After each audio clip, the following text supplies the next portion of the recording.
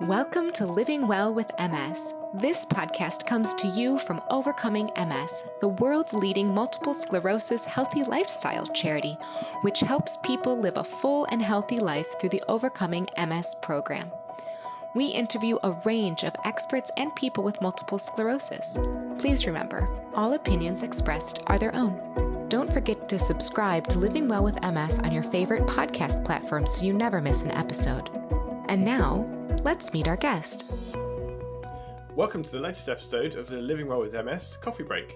And joining me on this episode is Molly Meng from New Hampshire. So welcome, Molly. Thank you so much for having me, Geoff. It's fun. And to start off with, to get a bit of an introduction, could you tell us a bit about yourself and your life and where you live and what you do and so on? Sure. Okay. I just recently, in this past year, moved from Los Angeles, where I grew up, to New Hampshire, where my husband grew up. So now we're living in New Hampshire in a little town called Portsmouth, and I love it. I love being on the East Coast. It's great. And nobody thought I'd be able to handle winter weather, but I'm loving it. It's so fantastic. We get to go to the beach every day. I take the dog to the beach every day.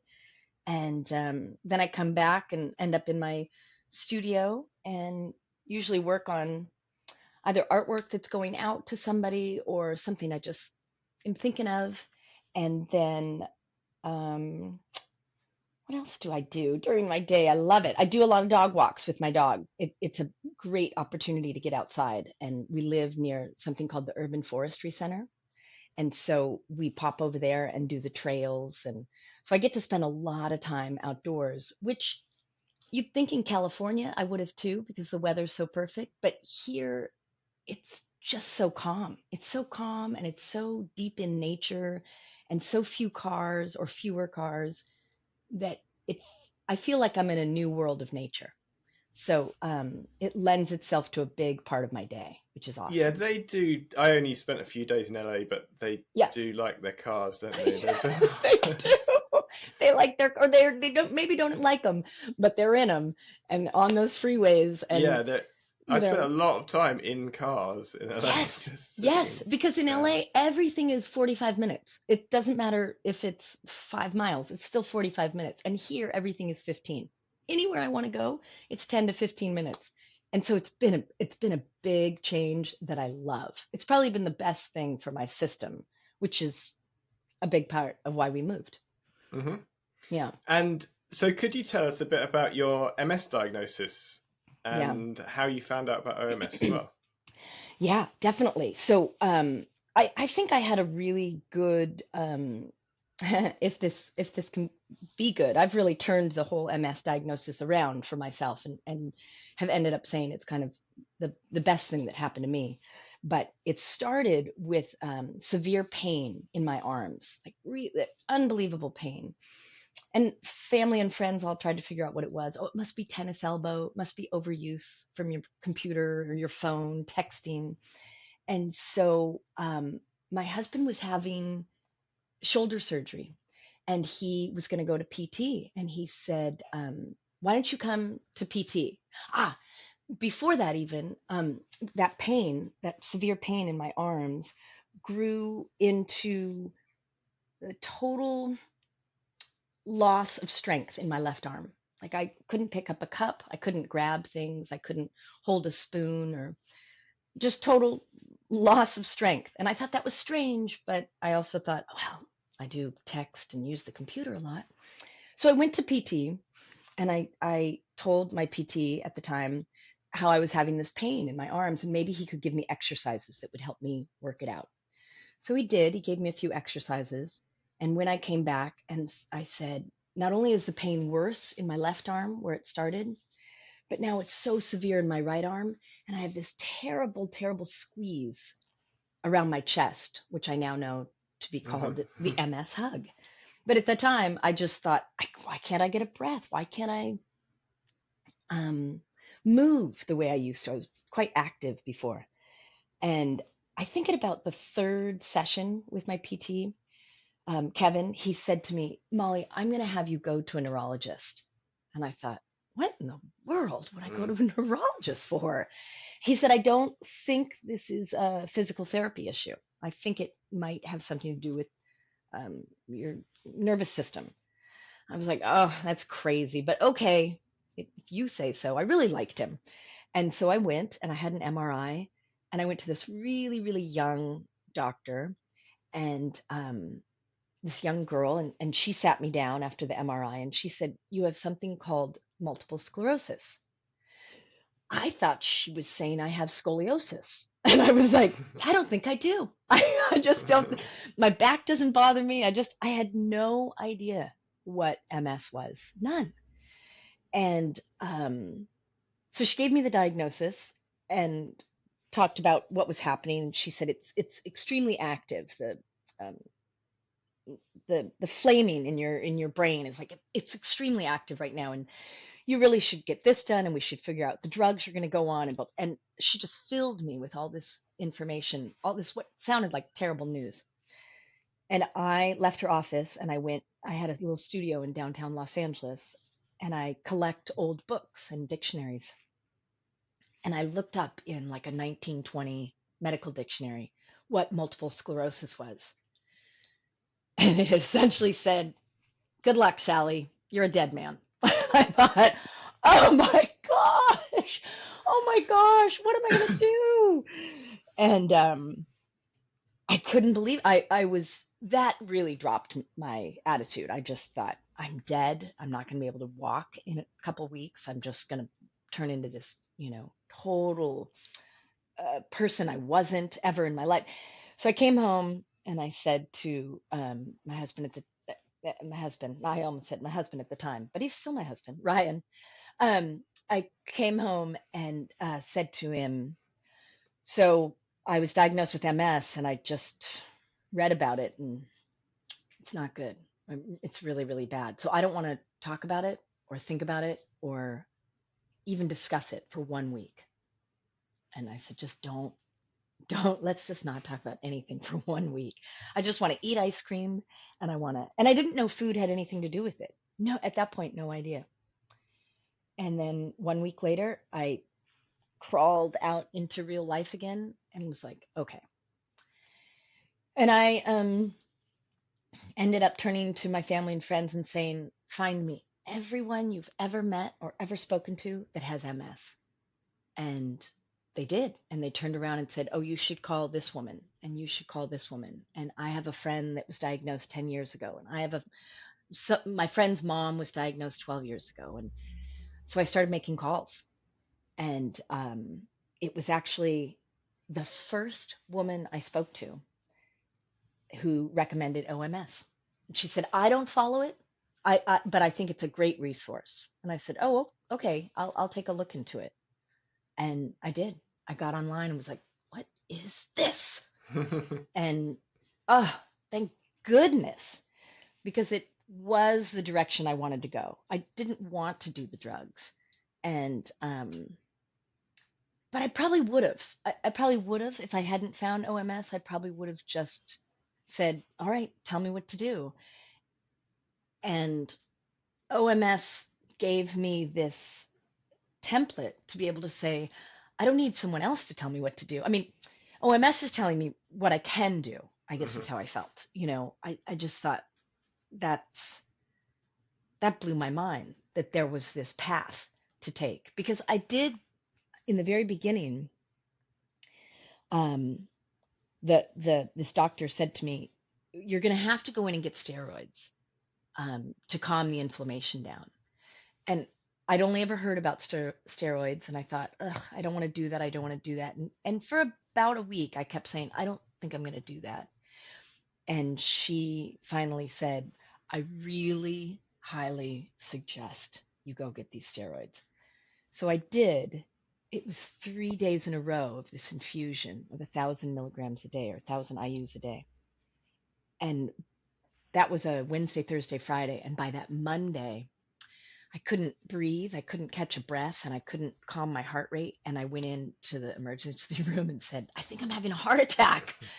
And they really jumped to when you say, I think I'm having a heart attack. And it turned out to be the steroids caused, oh gosh, Geoff, I can't think of what it's called, but it caused something in my system, and acute pancreatitis. That's what it caused. Okay. Yeah. And I said, what? And they were like, that amount of steroids into your system, just your system couldn't handle it. And that really, between the OMS template and that, I was like, oh yeah, I'm not going to get on the drugs. My body can't handle the drugs. So But I mean, just to say you can follow OMS and take disease modifying therapy. It's not right, which is anti-drugs. amazing to me, I think. Like to have that backup, right? So if I do ever have to do the DMTs, the drug modifying therapy, Hmm. I feel like, oh, I have this really great start, you know, with OMS if I Yeah, ever have to combine them. I feel lucky. yeah. And I think, and there's a point there. Don't look at 1920s medical literature for any advice. I'd probably put that across the board That is a good point. because you're probably going to die really soon on anything. Exactly. You can look up like, yeah, you can look up, I've got a runny nose, and they're like, oh, forget it. Yeah, that's it. See Yeah, ya, Sally. Yes, because true. I will most not look things up. 100 years ago, most things killed you. No, exactly. It was such the wrong thing to do, and yet I thought, well, I have all this medical advice around me. I'll just look it up. But no, wasn't the right thing to do. Um, so you've also interviewed people with MS about their experiences. Yeah, So could you tell us a bit about that and what you learned from those people? right. In the end, I think I ended up talking with 15, something like 15 to 17 different people, all different ages, men and women, all who had been diagnosed at some point, anywhere from 2 years previous to 22 years previously. And I just wanted to know, what are you doing?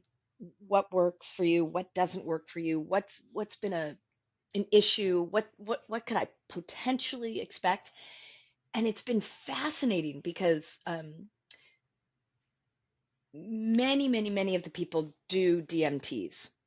And the common phrase for why they don't do OMS, follow the kind of diet, meditation, exercise, was that it was too much work.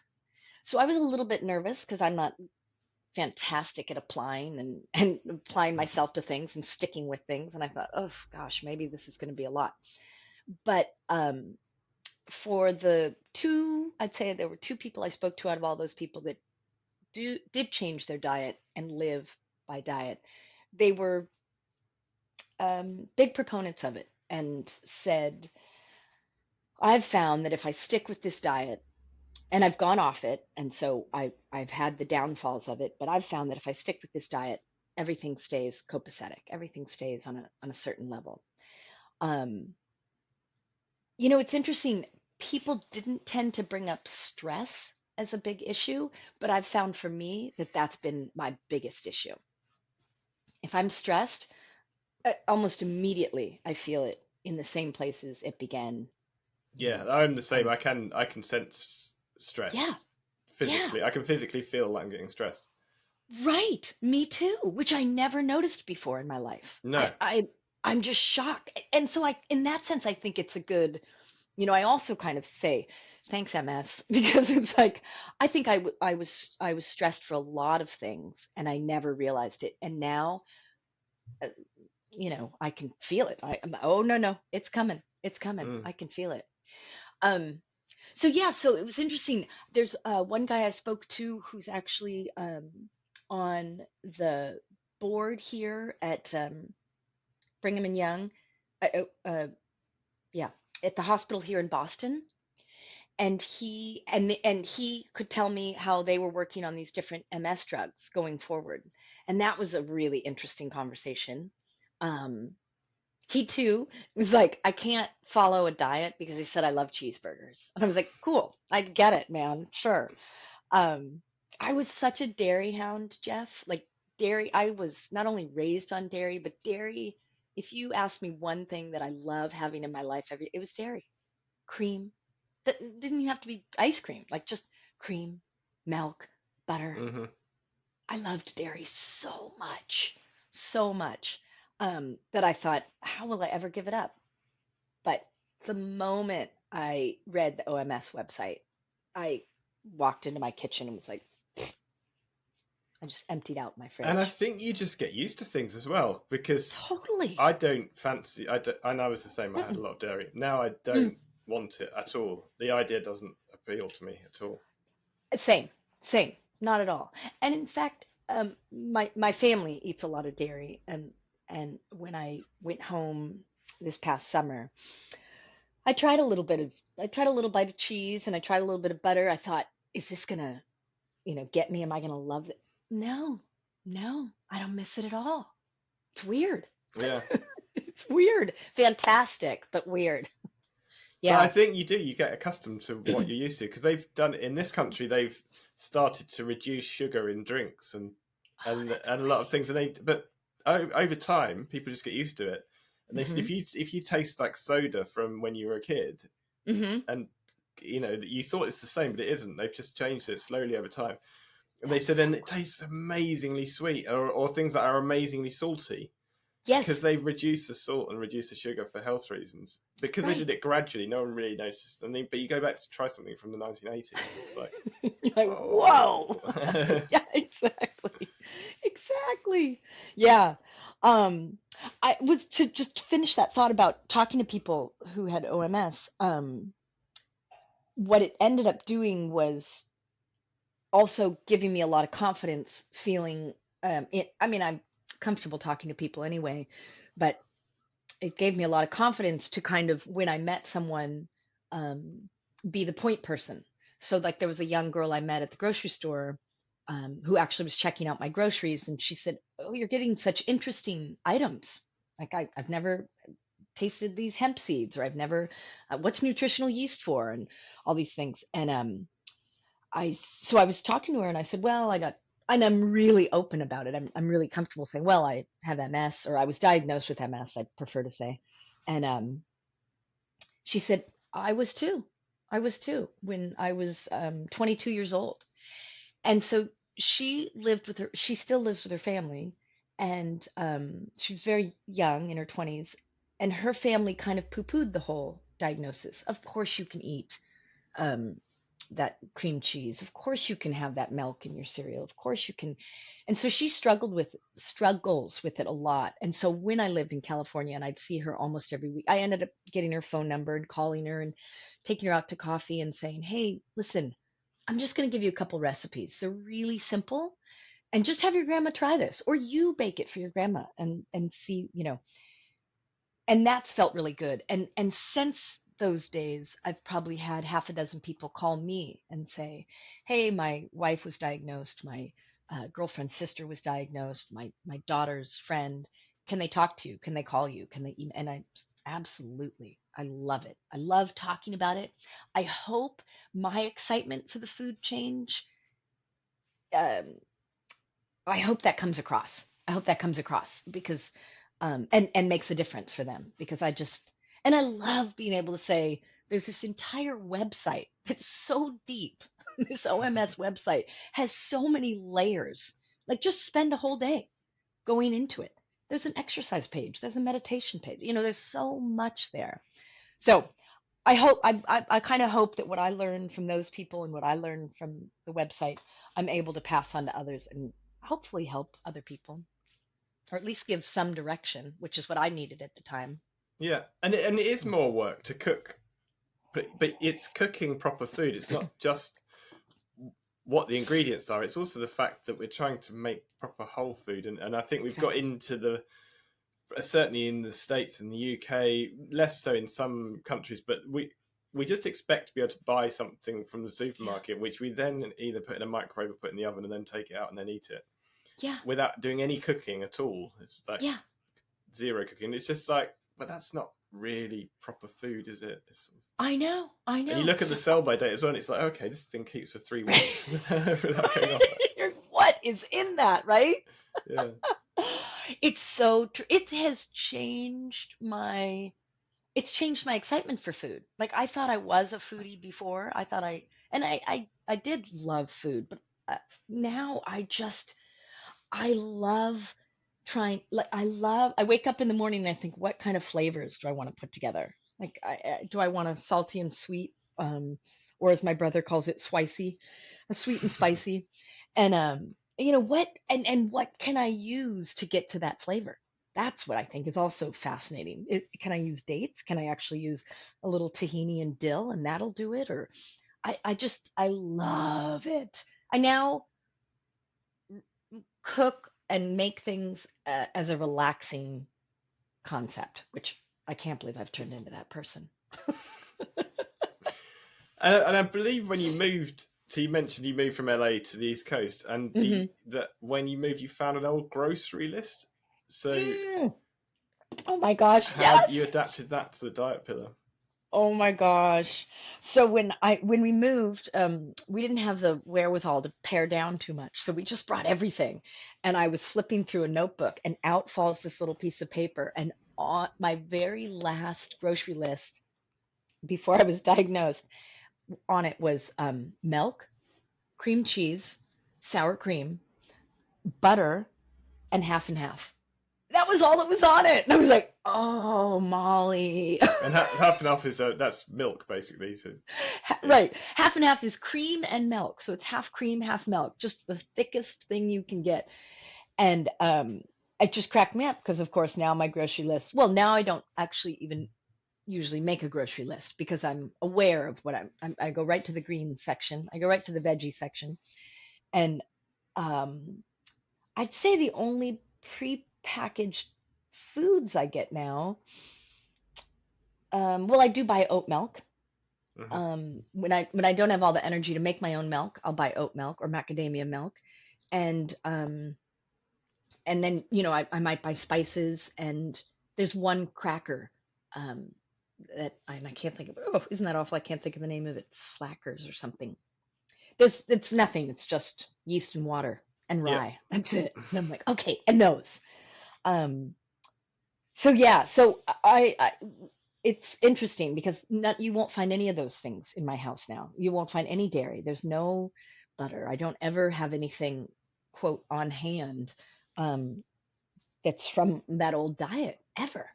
And I find people that come over are willing to roll with what's in my fridge. But it works better if I don't actually say anything about it. If I just put it out. So if I put out black bean brownies and I don't mention what they're made of, people eat them up like crazy. Or if I put out beet balls and they eat one and they're like, what is this? It's so interesting. Great. I'll tell you that it's raw beets later, Because I definitely found when I put something down, let's say cheese, for instance, when I make cheese and I put down cheese and people are eating it going, what kind of cheese is this? If you call it cheese, people expect, kind of like what you were saying, we sort of expect that automatic thing. Like we can throw something in the nuker or the microwave and it's just made. And that's the same thing when you call. So I've kind of come to renaming things. Oh, try this spread. Try this, different things instead of calling them cheese. Or do you want milk? It's not milk, but yeah, it's like milk. Yeah, and you can do something like we make lasagna quite often, and so you mentioned nutritional yeast, and so that nutritional yeast and like corn flour or flour goes in there, and oat milk. Yep. And it tastes perfectly good. I mean, it's not cheese, it's not dairy, but and it's not the main. I wouldn't eat it as soup. I think it's the thing that goes in between a couple of layers of lasagna in a dish. Yeah. We use so much nutritional yeast. It's the consistent, and we used it before, just not as much. I had no idea what it was before. Oh, interesting. I literally did no awareness of it at all. I would not have known what it was. And that's that. Oh, so I'll tell you, I grew up with two brothers I grew up with a big family, but two of my brothers are one brother's totally raw, and I think he eats one meal a day. He believes we'll eventually evolve to not eating at all. I'm not sure how that's going to work, but that's what he's under that impression. So he eats totally raw. He eats one meal a day, and he'd never eat after 4 p.m. And then I have another brother who was just really into health food. And so there were a lot of ingredients that were in our house that um, I might never have heard of, you know. So there was a lot of turmeric, there was a lot of fresh ginger, there's a lot of nutritional yeast. So I was lucky to have a little push background of that stuff. And when I started making food straight off the OMS recipe page or out of Ashley Madden's cookbook, everything I brought home, my brothers are like, yes, Molly, yes, this is exactly how we want to eat. So that part's really fun, you know, And to I've have spoken to support. enough people. If your brother's eating one meal a day of raw Yeah, food, yeah. that's I mean, enough Would you like people to I've get spoken to. there? That would be fantastic. I don't think I could possibly do it. I don't Uh, either. it's I love just food. yeah, and it's fitting in with family and all these things. But Right, there's a lot of right. evidence that actually that daily, effectively daily fasting of Yeah, having a really short window of eating is really good for you.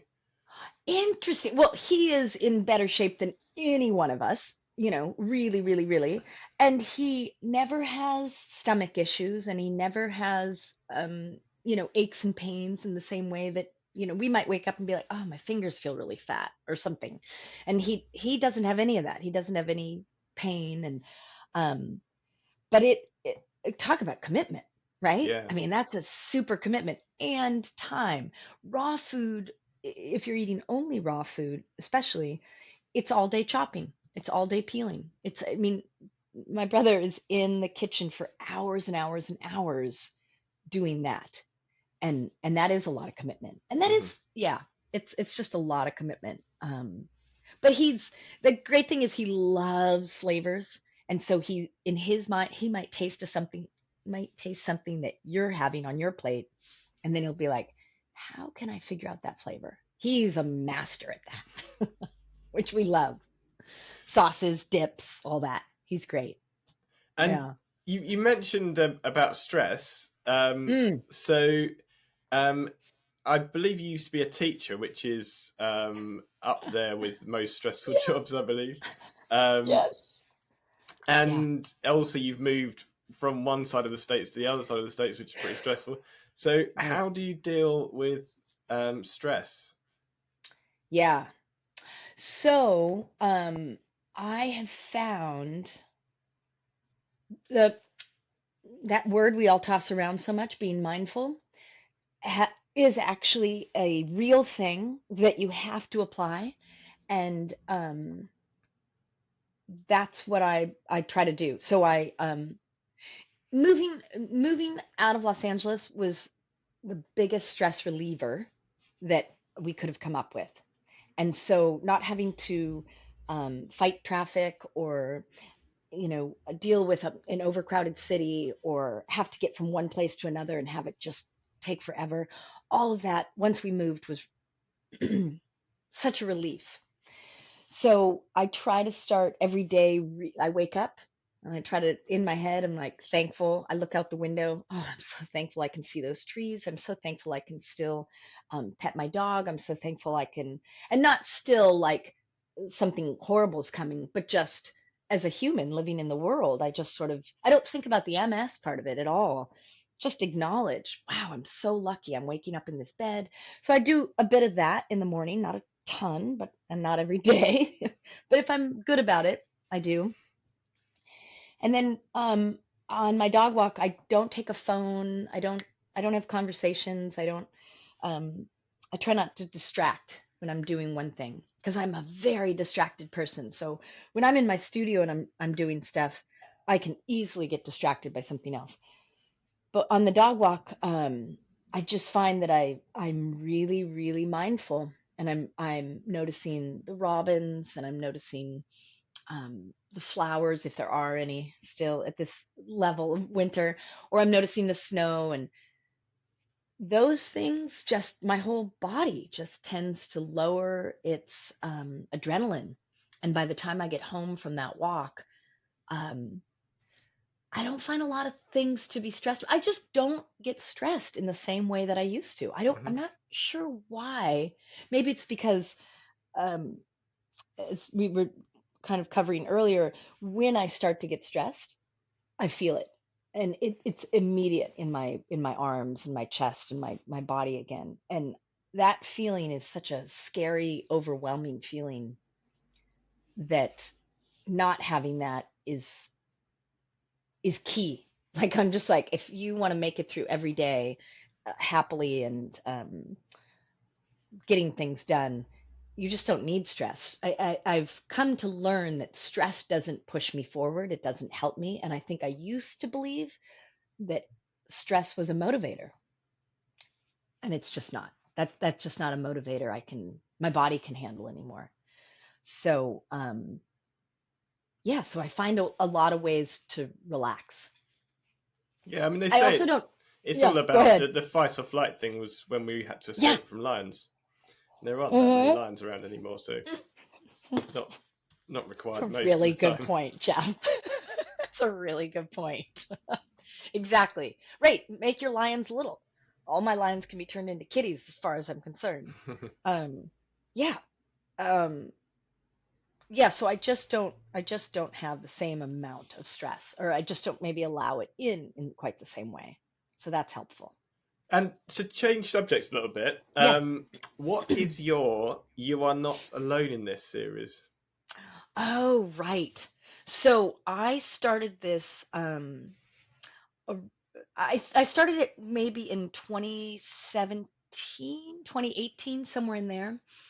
I just made one piece. I make artwork. I type a lot on an old typewriter, and then I stitch layers of ephemera together and do collages. And so um, I started making these little boxes, these little box artworks, and they have a typed piece on the front.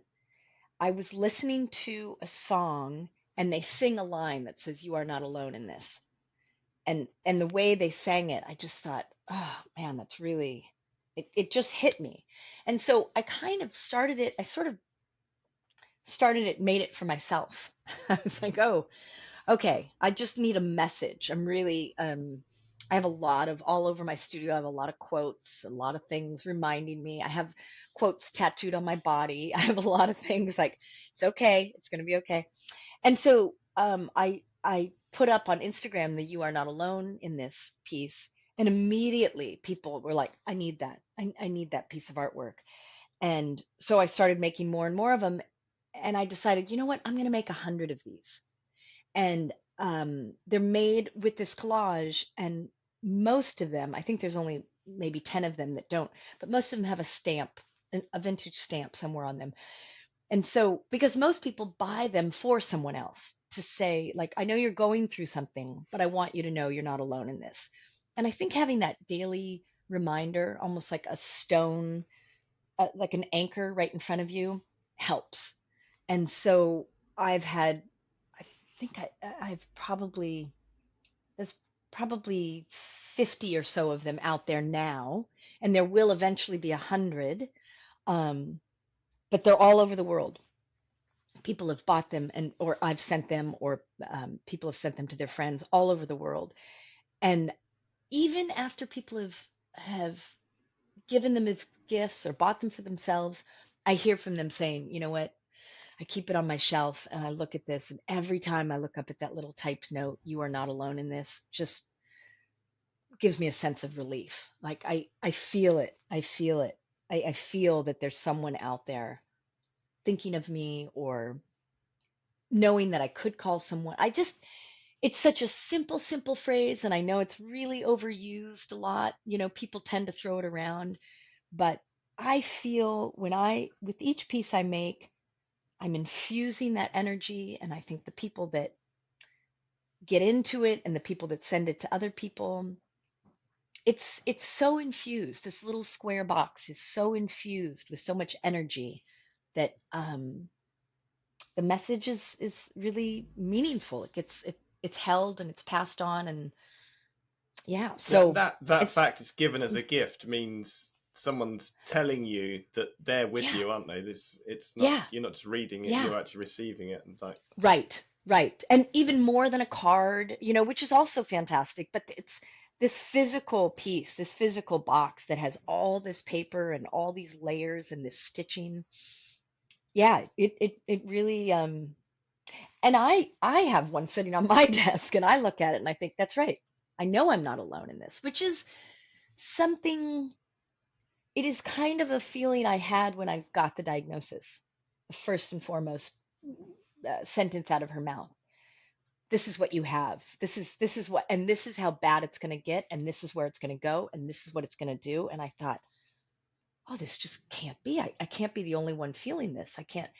So it kind of goes hand in hand with that, why I went and sought out those half a dozen, 15 people, because I just thought, no, I'm not the only one. And why I think these circles are so great in OMS. yeah, and I think people should reach out to the community, because I certainly, when I was first diagnosed, I was very much on my own. Essentially, I live in a fairly rural place, and I didn't know anyone else. Right.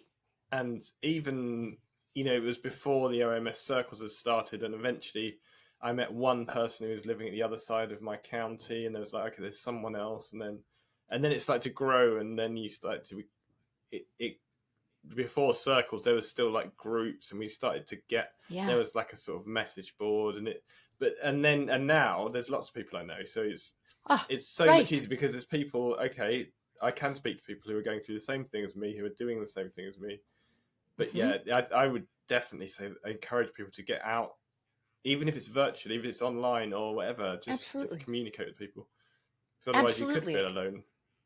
Yeah, I think so too. And I think that's where I don't think you have to get together and talk about necessarily what your body issues are, right? You don't have to necessarily talk about like, oh, this is happening to me or that.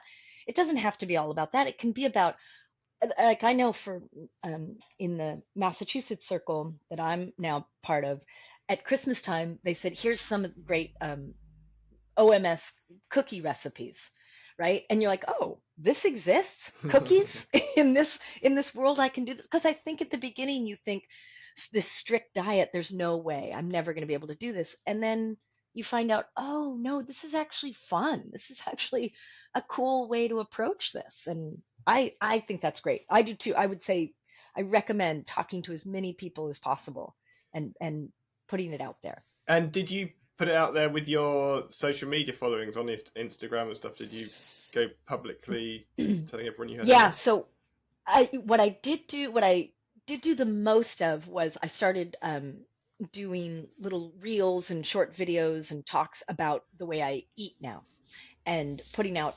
recipes, and showing what my shopping day is. So I'd go to the farmer's market and I'd come back with all this, and then show, what am I going to do with these carrots. So that was how I started it, kind of quietly. Wanted to approach it as a new food concept, that you can eat this way. And then I ended up doing, I used to do a little live show every Tuesday. And at the end, when I finished one of the live shows, I did it for about a year. And at the end of it, I said,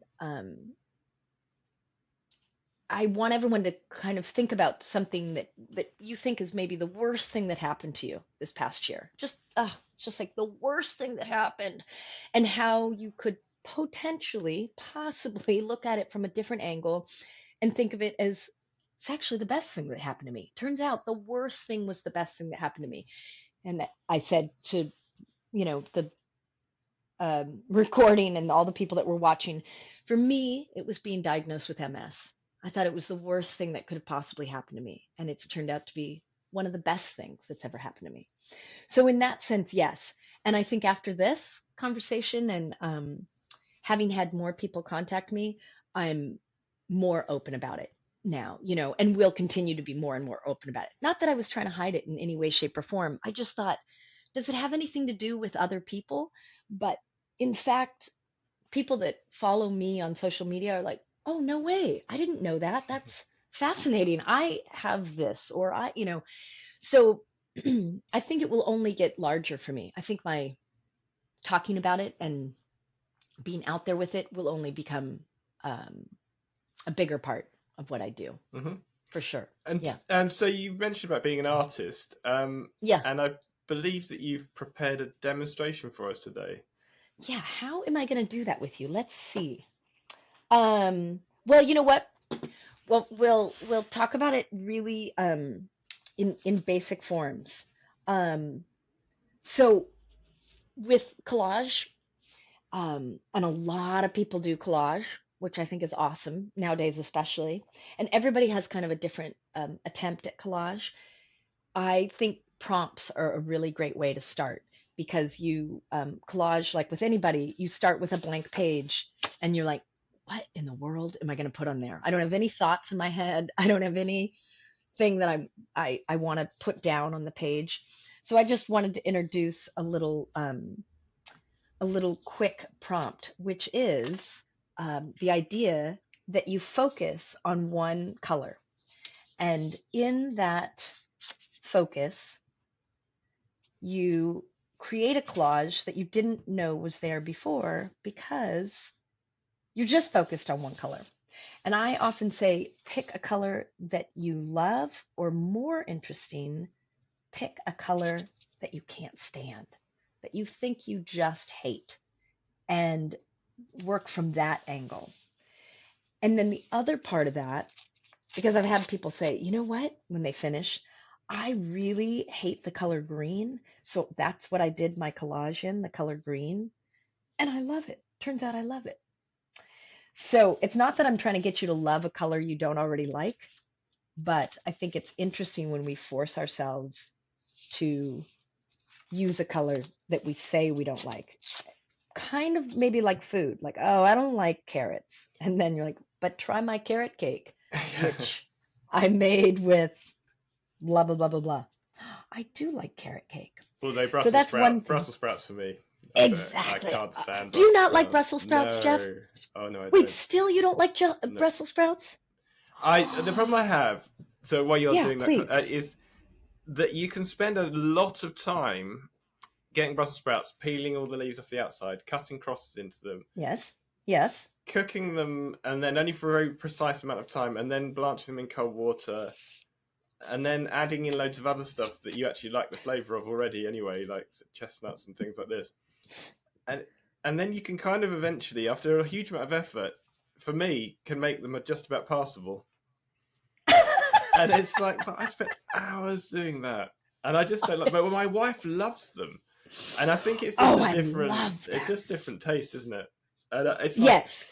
okay, the nicest bits are the bits that I added in. So if I just removed the sprouts from that, then still the nice bits are left, and they'd be nice on their own. And so, no, Oh, that's I so think I funny. think they found this actually difference. There's a physical difference apparently. People who don't like sprouts, that they can taste. Oh. There's different flavor sensations or something that they said this. There might be actually a reason. Oh, or we just can create a reason. Or Absolutely. maybe. Yeah. But isn't that funny? And Brussels sprouts, now I don't know how I felt growing up, but Brussels sprouts are one of my absolute favorite foods now. I just think they're so incredible. And if I could have them all the time, I would. And I'm I fine love with them. that. I'm cabbage, not a problem. Like other sort of things from the Mm, cabbage family, I'm okay with. But Brussels I wouldn't sprouts, think not about keen. cabbage. Isn't that funny? Um, So this is really simple, and I just chose the color black generally. But I, when I talk about people doing these color prompts to choose a color, and then you take one contrasting or complementary color, it doesn't matter, and you throw it in the piece. So if you were doing an all green piece and then you threw in a little mustard yellow somewhere, it just gives your collage a little pop. So this is So so it's for just kind people of a who are just fun prompt. listening and not Yeah, because this is going out on video and just podcast audio. So yeah. literally, it's basically a postcard size card, and then I find it's easier. you've Go just ahead. cut the shapes using scissors and I didn't even use scissors. okay. I only ripped. Okay, right. So, here's your three things. If you're thinking about doing, like, if you're just listening to this and you're like, you know what, while I listen to this, I want to also be doing something with my hands and gluing paper. So it's a glue stick, a little pile of scraps. It could be newspapers or the colored coupons from the newspaper, or it could be a magazine nearby that you're no longer using, and just focus on one color. Think about one color. So you pick pink. And so you want to stretch the boundaries of pink and pull anything that looks a little bit pink in whatever paper you're using. I don't even use scissors because it goes quicker if you don't use scissors. You can rip everything, and ripping is actually an entire collage concept on its own. Just ripping. I have a friend that only does ripped collages. So you can rip everything. Look, you check both sides of your paper to see which is the better side of your paper that you possibly want to glue down. I throw in my glue stick and stick with one color. And I find instead of using a big sheet of paper, like if you might be faced with an 8x10 sheet of paper and you're like, oh, it's enormous, take a pencil and draw a little square on the inside if you don't have like a little postcard size paper, just to small it down for yourself and give yourself not too much trauma over it. And pick a color, green, blue, and then throw in a contrasting color. And you can put anything together. It doesn't matter. That's the fun thing about collage. There are no rules. It doesn't matter. And whatever you feel good, and it's done when you think it's done. And so you might not think of yourself as an artist, but you effectively can create art. Absolutely. Absolutely. Yeah, I'm hoping we're past the stage that some people think they're an artist and some people don't, because I think everybody can create something that they end up loving, and you can end up putting it on your wall, throwing it in a frame, and feel like, oh my gosh, I created that piece of art. You know, people, the average Joe doesn't know the difference between an artist with a capital A and, yeah, I'm an artist, because it's all art when it's finished and it's up and it's taped up to the wall or stuck in a frame. It is art. Period. It's whatever you want it to be. So I think it's the freeing part, and this is what I teach, because I teach a lot of workshops, virtually and in person. There are no rules, and that's the first thing that comes out of my mouth, is that there are no rules. There's no right or wrong. If you ask me, hey Molly, I'm going to say yes. I'm going to automatically be like, of course you can. Of course that makes sense. Can I glue the backside to this and make this pop out? Of course you can. Absolutely. If that's what you want to do, that's what you do. So I'm a big proponent of, there is no such thing as rules and art must be this way. It's all a creative outlet, which is helpful to get through the day. And as a final point, there's something we have a Please. tradition of asking people on the coffee break. If you could go back in time, what advice would you give yourself when you were not newly diagnosed with MS? Don't read 1920 medical dictionaries, right? That would be the first and foremost.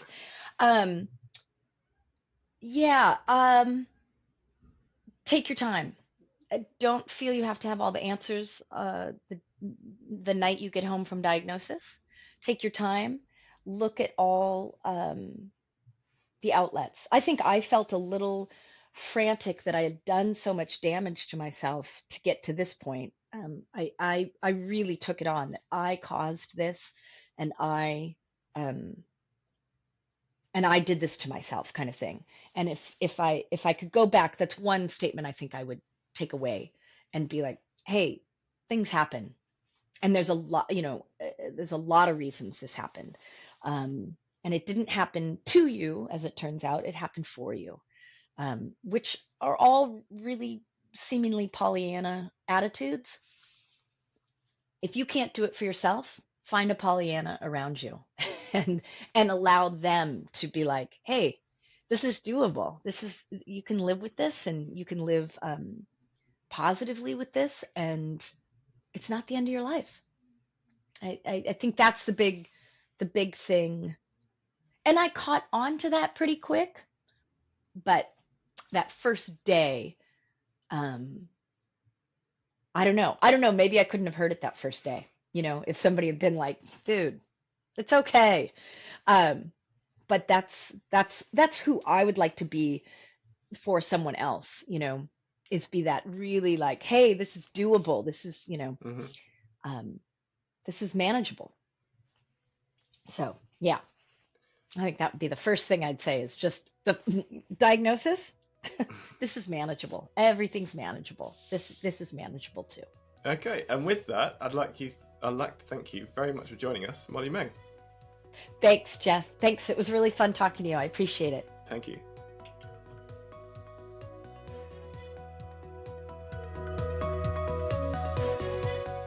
Thank you for listening to this episode of Living Well with MS. Please check out this episode's show notes at overcomingms.org/podcast. You'll find useful links and bonus information there. Have questions or ideas to share?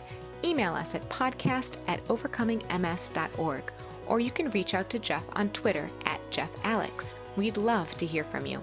Thanks again for tuning in, and see you next time for tips on living a full and happy life with MS.